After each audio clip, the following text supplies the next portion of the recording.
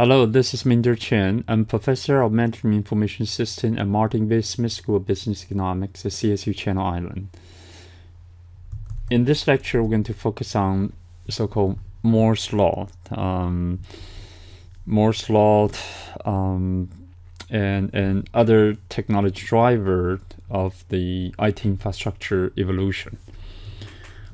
Moore's Law states that the microprocessing power tends to double every 2 years.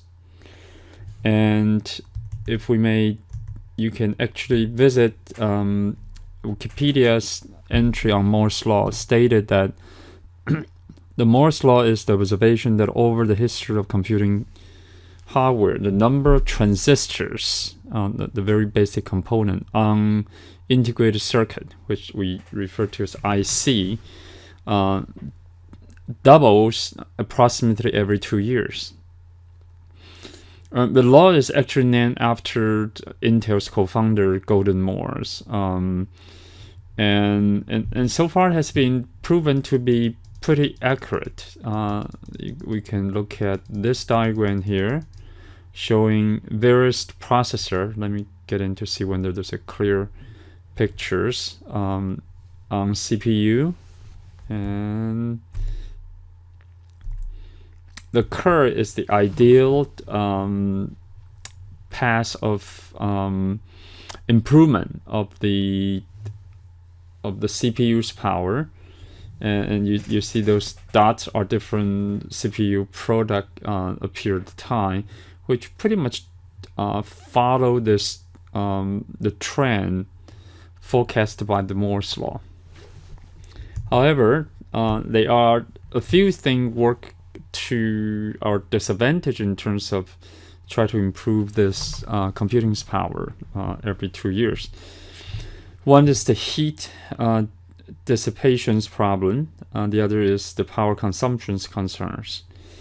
And however, the nanotechnology gave us a little bit hope that we can kind of extend the life of the Moore's Law, which some predict maybe hit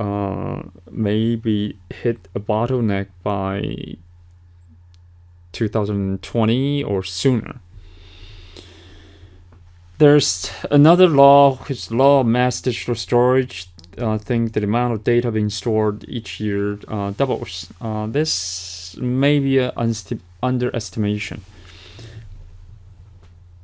McAfee's law on network economy stated that the value of the power of the network grow exponentially as the function of the number of network users or network members. So when more people use it, the network tends to be more powerful. And this one in purple show the Moore's Law and its improvement.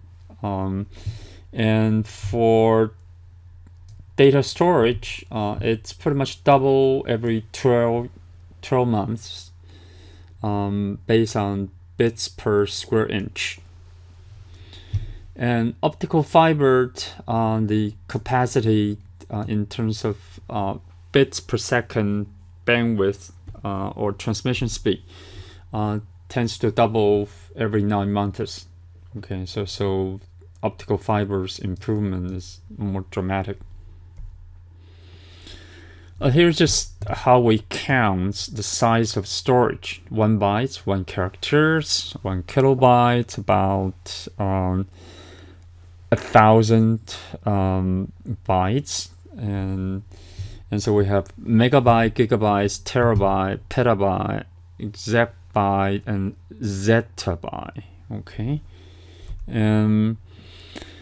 so this is a little bit of the trend for data storage. We certainly see a upward trend in terms of the storage requirement, the size and storage requirement, but at the same time, the cost per gigabyte has been dropping from 2005 around $19 to predict in 2015 to about 66 cents. Okay, so on one hand, we do have additional demand, but on the other hand, we're dropping the cost of meeting the demand.